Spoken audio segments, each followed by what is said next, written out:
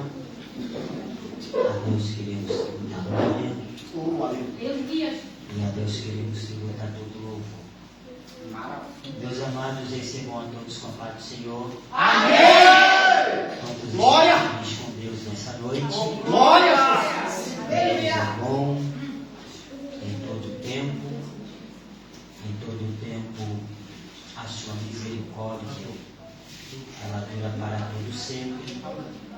Em todo tempo seja alvo aos vossos vestidos, e que nunca falte o óleo da unção sobre as nossas cabeças. Coisa boa é estarmos na casa de Deus. Coisa boa é estarmos na presença de Deus, para uma vez mais adorarmos, glorificarmos e também para bendizer aquele que é digno de toda honra, é digno de toda glória. Aleluia, Jesus. E é digno de todo louvor. Glória! Paulo vai escrever aos Romanos capítulo 11, versículo 36, ele vai dizer: porque dele, por ele, para ele são todas as coisas, e a glória é ele. Aleluia! A minha alma se alegra, a minha alma pula de alegria quando eu estou na casa de Deus. Glória a Deus, aleluia! Não existe outro lugar se não estamos na casa de Deus. Aleluia! O salmista, no Salmos de número 122, ele vai dizer: alegrei-me quando me disseram vamos à casa do Senhor. E o nosso prazer e a nossa alegria é estarmos na casa de Deus. Quero a Deus tributar a minha gratidão ao Senhor por essa tão honrosa e também gloriosa oportunidade a qual Deus nos concede-nos de retornar novamente a esta casa, a esta igreja, para juntos adorarmos a Deus. Eu costumo dizer que o pregador, ele não pode vir num culto como esse somente para pregar, mas o pregador ele tem que vir também para adorar. O cantor, ele não pode vir somente num culto como esse somente para cantar, mas ele tem que vir também para adorar. Glória! Quero a Deus tributar a minha gratidão por estar aqui com os irmãos novamente. Quero a Deus tributar a minha gratidão ao Senhor pela vida desse abnegado, grande homem de Deus, ao muito digno pastor Júnior, a qual, com muito carinho, nos formulou a esse convite para nós estarmos aqui adorando a Deus e também para fazer uso da exposição da poderosa palavra de Deus. Que Deus abençoe o pastor Júnior com a sua muito digna esposa. Que o Senhor Deus continue te abençoando, meu amigo. Que a mão de Deus continue sobre a sua casa, sobre o seu ministério, sobre a sua vida. A palavra de Deus para a tua vida é: coma e beba, porque muito longo é o teu caminho. Que o Senhor Deus continue te abençoando, a vida da sua esposa. Que o Senhor Deus continue abençoando para a vida da senhora a novidade de Deus para a tua vida. Há uma novidade de Deus chegando. Aleluia! E essa novidade vai alegrar muito a tua alma. É algo que você tem falado com Deus no particular. É Manauaçá.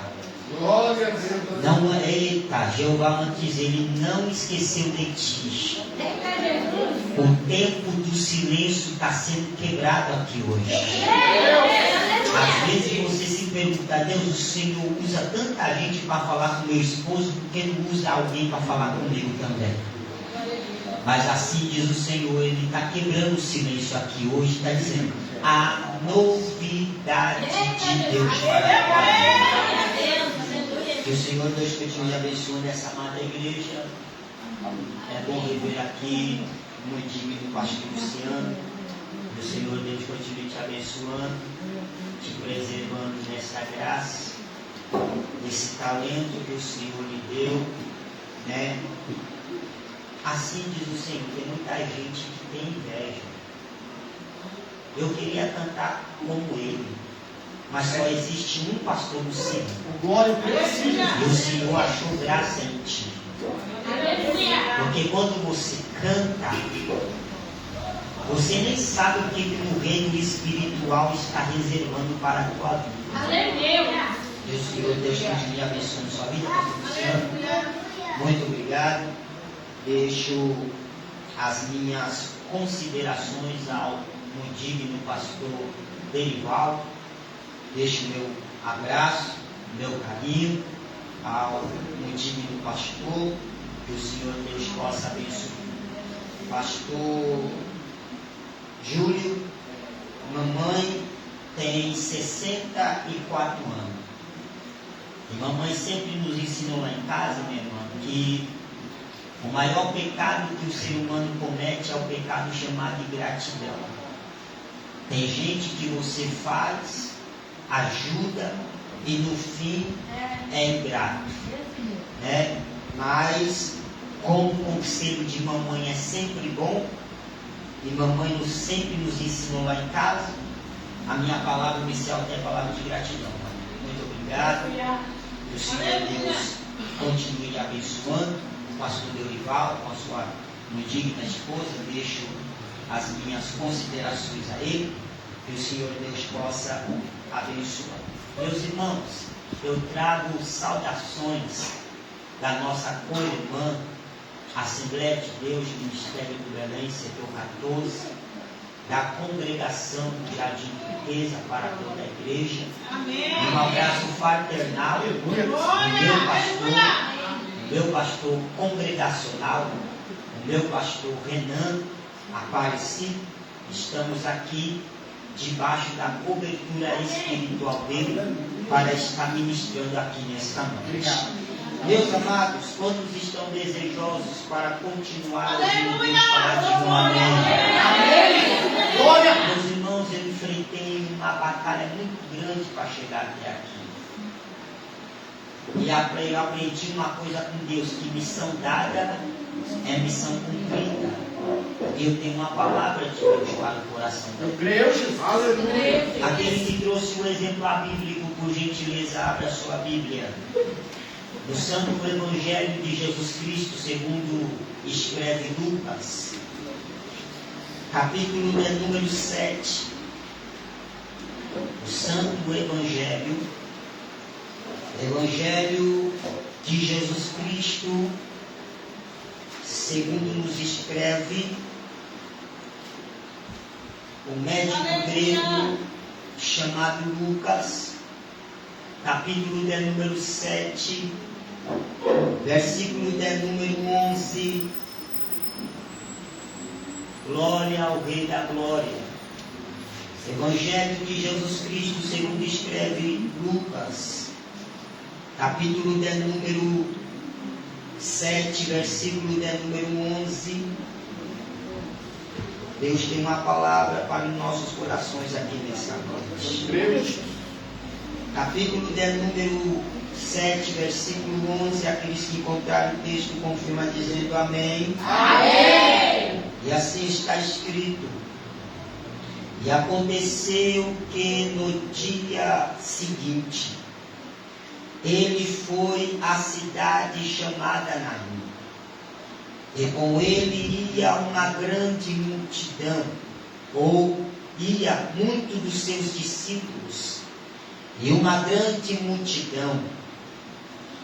E quando chegou perto à porta da cidade, eis que levara um defunto, filho único de sua mãe, que era viúva, e com ela ia uma grande multidão da cidade. E vendo ao Senhor, padeceu de íntima compaixão por ela, e disse-lhe: não chores. E chegando-se, tocou o esquife, e os que levaram pararam, e disse-lhe: jovem, a ti te digo, levanta-te. E o defunto se assentou e começou a falar. Entregou a sua mãe, e de todos se apoderou o temor, e glorificavam a Deus, dizendo: um grande profeta se levantou entre nós, e Deus visitou o seu povo. Aleluia. E correu dele esta fama por toda a Judeia e por toda a terra as vizinhas. E você diz: amém. Tomando nossos assentos com gentileza. Aleluia.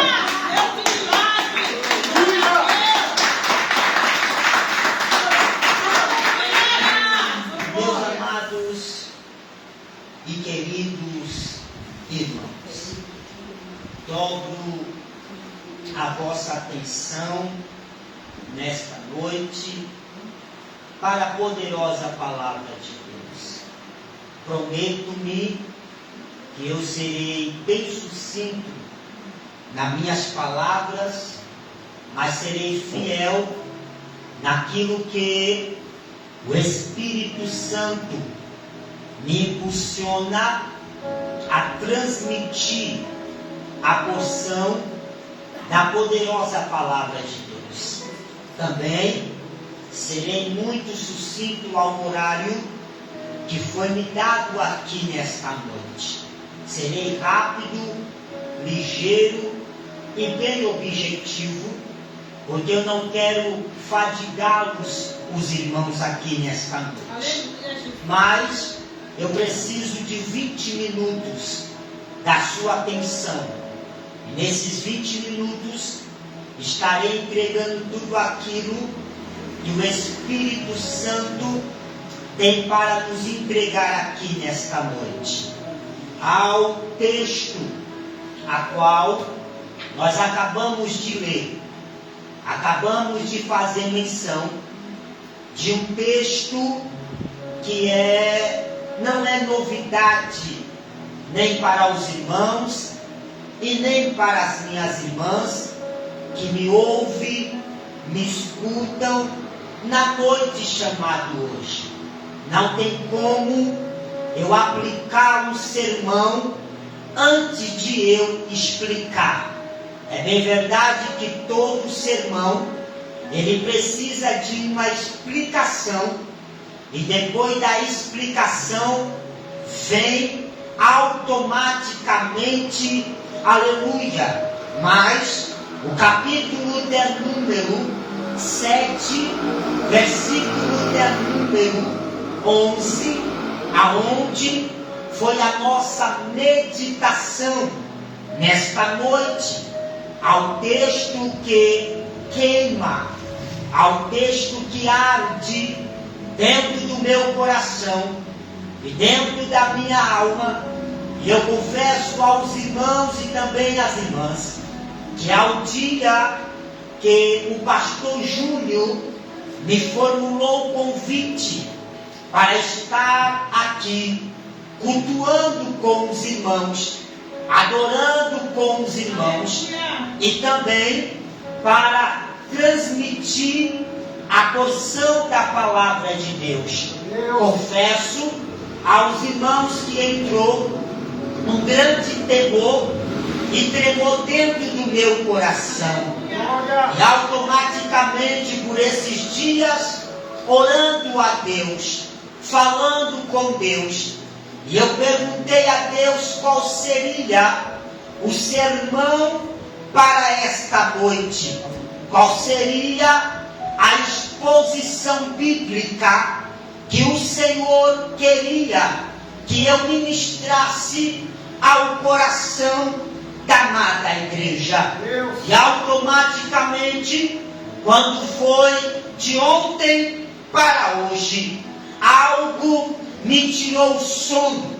E automaticamente, quando foi às 4 horas da manhã, de ontem para hoje, eu me encontrava no meus aposentos, eu me encontrava em minha casa, e mamãe sempre nos ensinou desde pequeno lá em casa, e ela dizia: olha, quando você não conseguir dormir, é 2 coisas. Primeiro, é o Espírito Santo te convidando a orar. Segundo, é o Espírito Santo te convidando para meditar. E assim foi feito quando foi mais ou menos às 4 horas da manhã. Ali algo tirou o meu sono, algo tirou o meu descanso, que eu comecei a virar do lado para o outro na cama. E minha esposa olhou para mim e disse: o que você tem, que você está inquieto? E eu disse para ela: não estou conseguindo dormir, não estou conseguindo tirar um cochilo. Então eu entendi que era o Espírito Santo chamando a minha atenção.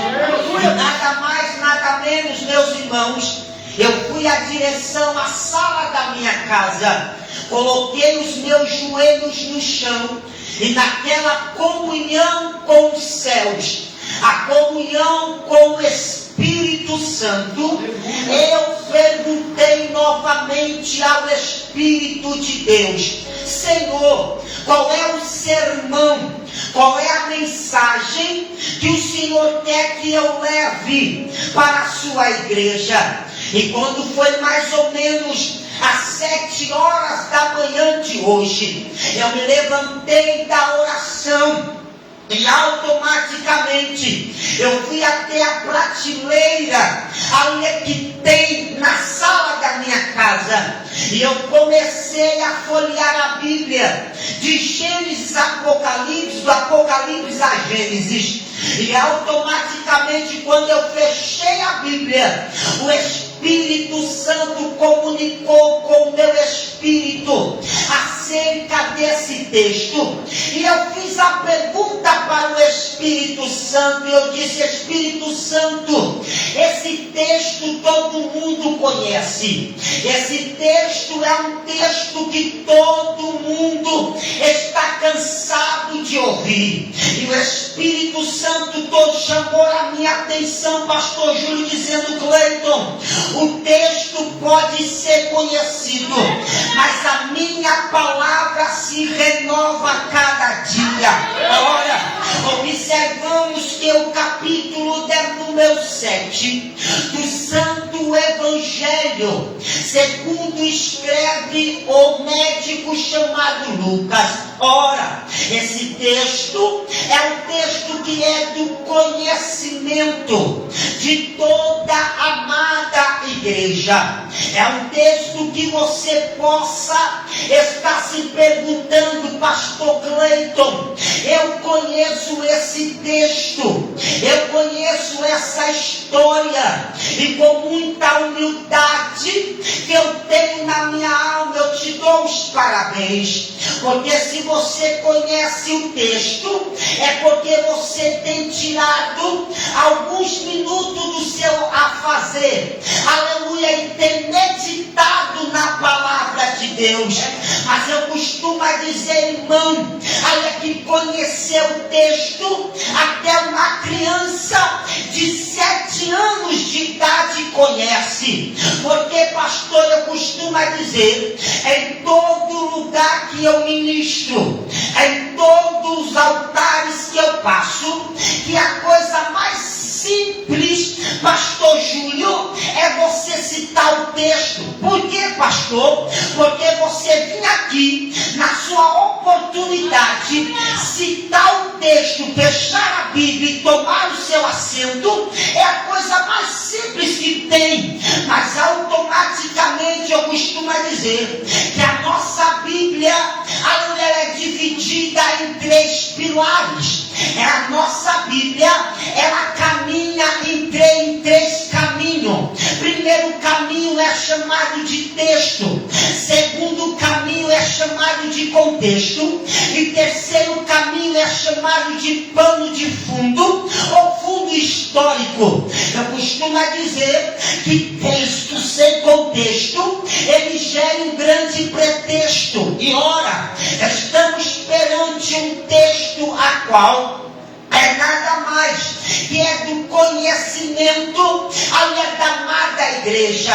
Talvez você está se perguntando, pastor, eu já ouvi, eu já vi pregadores, cantores, aleluia, falar acerca desta viúva que morava em Naim. Ora, quando nós olhamos para o capítulo de número 7, observamos que um médico chamado Lucas, ele vai ser bem detalhista naquilo que ele nos narra, naquilo que ele está nos contando, a história desse fato e desse acontecimento. Ora, eu aprendi com meu saudoso, que hoje dorme em Cristo, pastor Berg, que ele sempre nos ensinou o seguinte: não existe pregador bom se Deus não usar,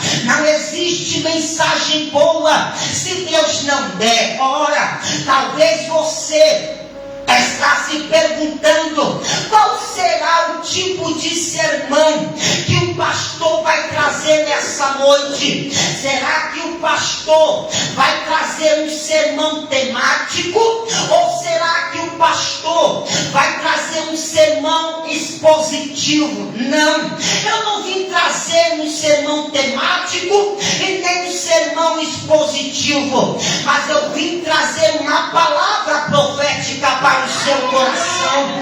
Nesses poucos minutos que me resta da minha participação aqui, o capítulo de número 7 do Santo Evangelho, observamos que Lucas vai nos contar esse grande acontecimento que aconteceu nesse vilarejo, nessa pequena cidade, com um nome chamado Naim. Ora, o nome Naim significa aconchego, tranquilidade ou lugar de calma. Alguns historiadores vão afirmar que a cidade de Naim era um lugar bom de se viver ou um lugar bom de se morar. Ora, observamos que a cidade de Naim, ela ficava a 50 quilômetros da cidade de Cafarnaum. Ora, observamos que essa cidade de Naim é uma pequena cidade que era edificada por muro, e também tinha uma única saída. Naim não tinha uma porta, Naim não tinha duas portas, não, Naim tinha uma porta só, que dava excesso de entrar e dava excesso de sair. Automaticamente a cidade de Naim ficava acima ou abaixo ou acima do nível do mar, chamado Mar da Galileia. Observamos muito bem que após Jesus entrar em Cafarnaum, todos nós sabemos que a cidade de Cafarnaum foi o cenário aonde Jesus realizou muitos milagres. Se você for meditar nos 3 evangelhos sinóticos, você vai entender que não foi nem a primeira e nem foi nem a segunda e também não foi a terceira vez que Jesus entrou em Cafarnaum. De várias e várias vezes Jesus entrou em Cafarnaum. Pastor, me prova, te provo. Foi em Cafarnaum que Jesus curou a sogra de Jairo. Foi em Cafarnaum, se lembra, em Marcos capítulo 2, olha que Jesus estava em uma casa e a casa estava cheia. Então vem 4 amigos telhado, não dava para passar pela porta, não dava para passar pela janela. Então eles teve uma ideia, além de subir pelo telhado, desentelharam a casa e desceram aleijado pelo telhado. E aonde foi? Em Cafarnaum. Foi em Cafarnaum, aleluia, que Jesus expulsou um espírito maligno de um homem. Foi aonde? Em Cafarnaum.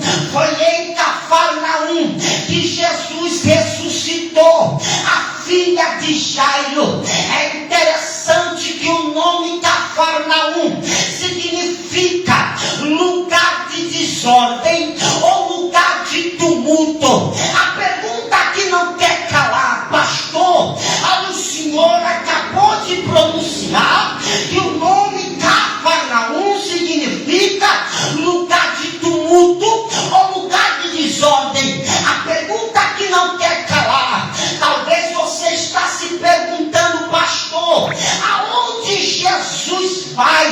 Para um lugar que só tem tumulto? Mas nós temos que aprender com Jesus.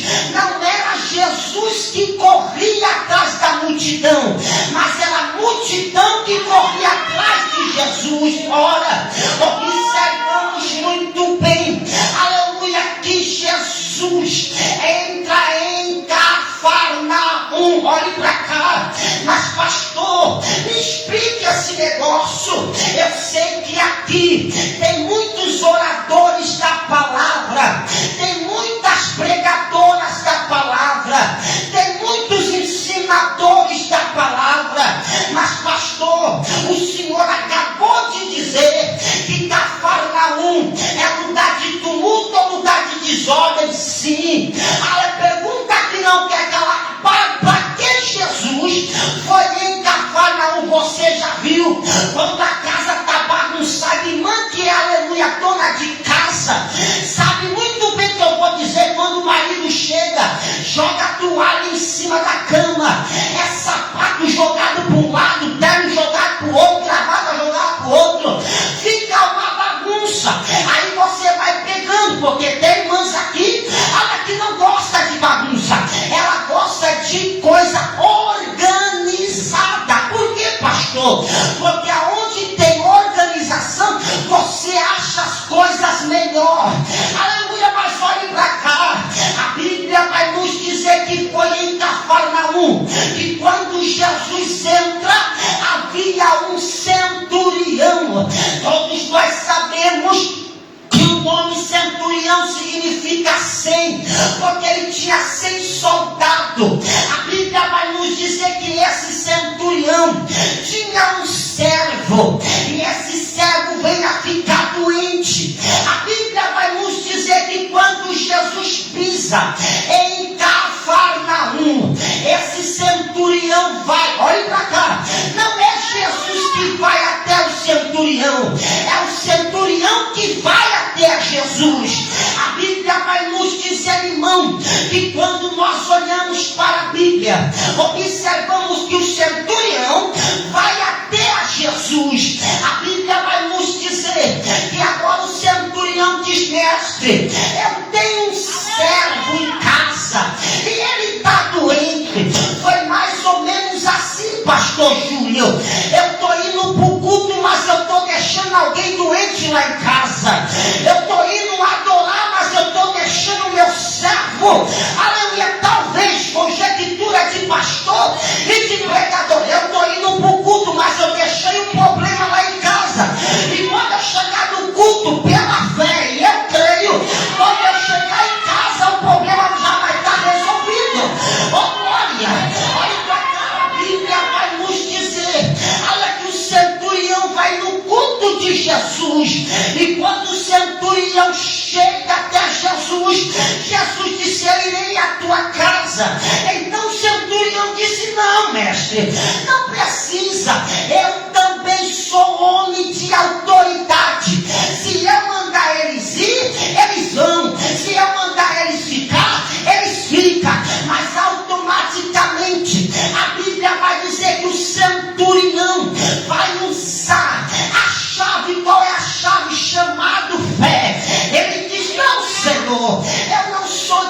reino que fica debaixo do meu telhado.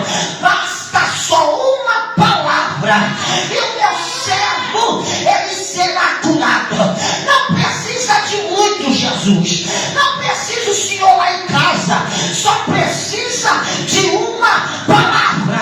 A Bíblia vai nos dizer, olhe para cá. A Bíblia vai nos dizer que existe, olhe para cá, existe dois tipos de palavra.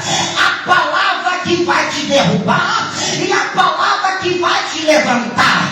Mas olhe para cá, a palavra de Jesus não é para derrubar. A palavra de Jesus é para fazer milagre. A Bíblia vai nos dizer, olhe para cá. A Bíblia vai nos dizer que enquanto Jesus está tendo um diálogo com o centurião em Naim, está acontecendo o culto fúnebre. Aleluia, de uma mulher que acabou de perder o marido. Então ela vai sair da sua casa. Ela vai enterrar o seu marido. Então a Bíblia vai dizer, aleluia, que a mulher vem a sofrer a segunda perca. Eu estava pregando numa igreja por esses dias e eu disse uma coisa muito interessante. Antigamente, aleluia, não eram os filhos, olha para cá, eram os filhos que enterravam os pais. Hoje é os pais que estão enterrando os filhos. Automaticamente essa mulher vem a sofrer uma perca e só sabe falar de perca quem já sofreu perca. Seja perca do marido, seja perca da mãe, seja perca do maior amigo. Hoje eu estava em casa, aleluia, e automaticamente hoje está fazendo 3 anos que o Senhor levou um grande amigo meu. A dor da perca não tem cura. Porque, pastor, perder, quem quer perder? Ninguém quer perder ninguém.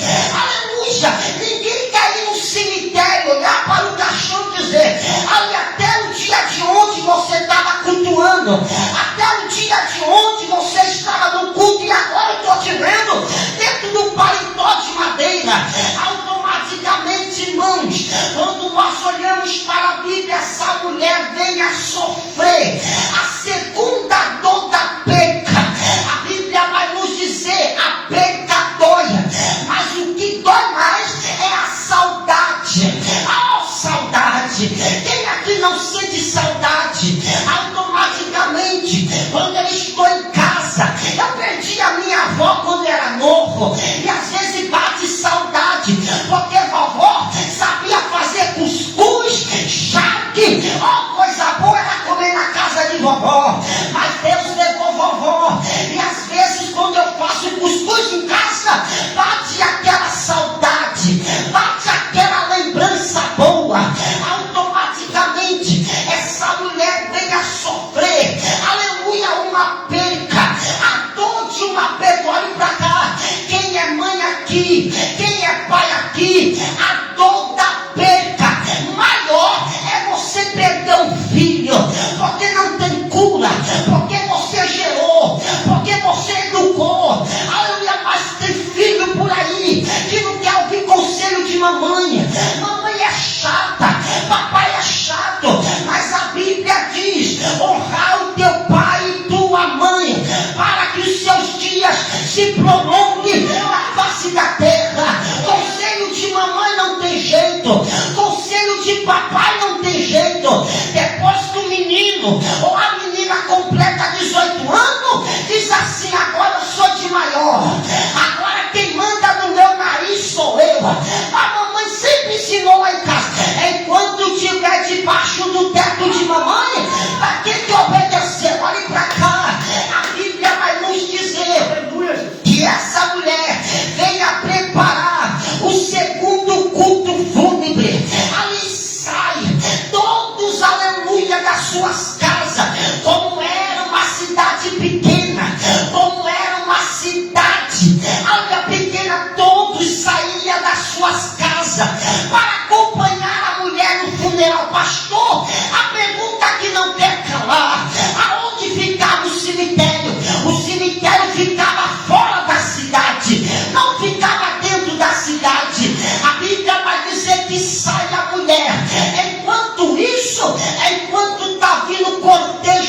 índole. Jesus olha para a multidão e diz assim: eu nunca vi em toda Israel o homem cheio de fé. Então Jesus ainda vai andar 50 quilômetros para chegar na cidade de Naim. Mas quando Jesus está caminhando, o coveiro, ele estava com a pá. Olhe para cá. Olha o coveiro. Isso aqui é conjectura de pastor, de pregador.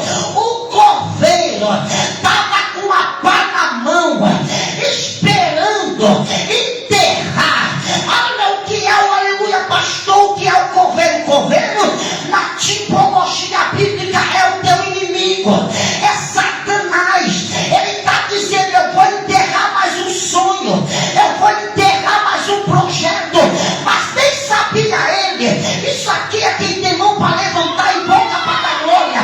Nem sabia ele, missionária, que Jesus estava chegando. Olha, o dono da vida estava chegando, aquele que dá a vida e tira a vida estava chegando. Oh glória, o dono da vida estava chegando. Ali a morte diz: eu vou levar mais uma. Aí Jesus diz: espera aí, morte, eu estou chegando. Aí eu vou enterrar o projeto. O projeto vai ser enterrado. Mas prega Deus na minha boca para dizer para essa igreja: olha que os teus projetos não vai ser enterrado. O coveiro vai ficar com a pá na mão. Ninguém ei de cara, é manaraia. Ai de glória da mar. Vai ter milagre na tua Naim. Vai ter milagre na tua Naim. Vai ter milagre na tua pele, na mão da pessoa que está do seu lado. Chacoleja ela, já vou encerrar, já está meu horário. Aleluia, pegue na mão dela e diz: vai ter milagre Naim. Vai ter milagre Naim. Vai ter milagre Naim. A missionária vai ter milagre na tua Naim. Pastor Júnior, vai ter milagre na localidade. Eu só tenho 2, 3 minutos, mas eu vou dizer: eu estou chegando na tua Naim. E eu vim da vida, eu vim ressuscitar, eu vim da morte. Eu vim salvo e a vida. Ele vai dizer: o coveiro vai ficar com a pá na mão. Ninguém vai, pastor Luciano, ninguém vai enterrar os teus projetos aqui nessa noite. Jesus está chegando.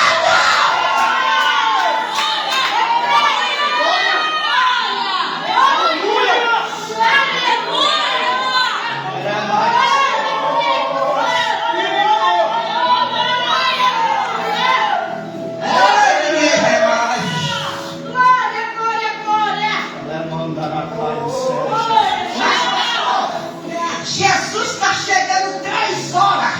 Olha, antes, irmão, eu já li a Bíblia, olha, várias vezes, e nunca vi na Bíblia nem Jesus, o meu Jesus, ele nunca chega atrasado, ele sempre chega na hora certa. Maria disse: Senhor, se o Senhor estivesse aqui, Lázaro não tinha morrido. Aí Jesus disse: ei, Marta, o teu irmão há de ressuscitar. Aí a incredulidade entrou no coração de Marta e disse: eu sei, Senhor, que o meu irmão há de ressuscitar na ressurreição dos últimos dias. Oh, Marta, eu sou a ressurreição e a vida. Oh, ei, fica de pé, fica de pé.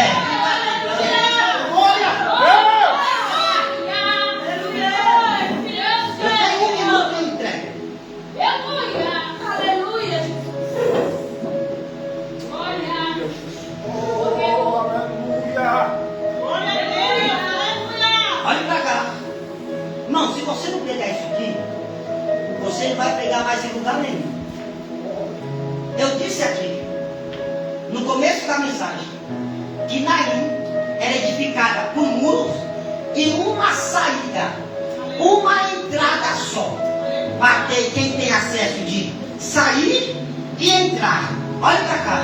Quando a mulher está saindo com cortejo, está vindo?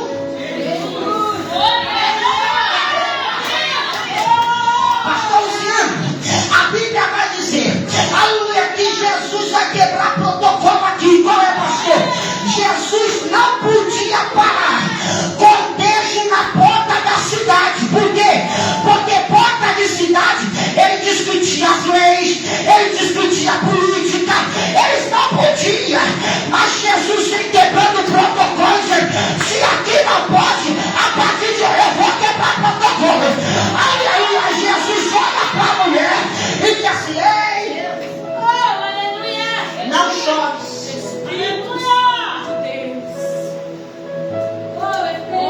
E os que levaram, pararam Jesus, levanta. Irmão, se você vê um defunto levantar, sai todo mundo correndo. Meu Deus. E ele diz: ei, jovem, a ti te digo, levanta-te. Em outras tradições, Jesus está dizendo: sai morte, sai morte e engravida, sai morte e engravida. Era para você dar glória, mas tudo bem. Sai morte e engravida, sai morte e engravida, sai morte e engravida. Quando a vida entrou, o moço se assentou, começou a falar. Jesus entrega pela mãe. A Bíblia vai dizer que um grande temor se apoderou do povo. O povo falou, e um grande profeta se levantou. E aonde fica o coveiro? Conjectura. O coveiro está com a pá na mão e disse: eu tenho um horário, eu tenho hora. Aí talvez, pastor Júnior, ele vai dizer assim: alguém vai ir lá trazer a notícia e dizer: ô coveiro, o que foi? Pode fechar a sepultura, porque não vai ter mais sepultamento. Por quê? Porque o dono da vida chegou lá aí. Pastor, o que o senhor quer dizer? O diabo vai passar mal aqui hoje, porque alguém olhou para você e disse: vai enterrar mais um, mais um projeto. Mas Jesus está dizendo: eu vim da vida, eu vim da vida, eu sempre vida, eu sempre vida. E só quem acredita na palavra.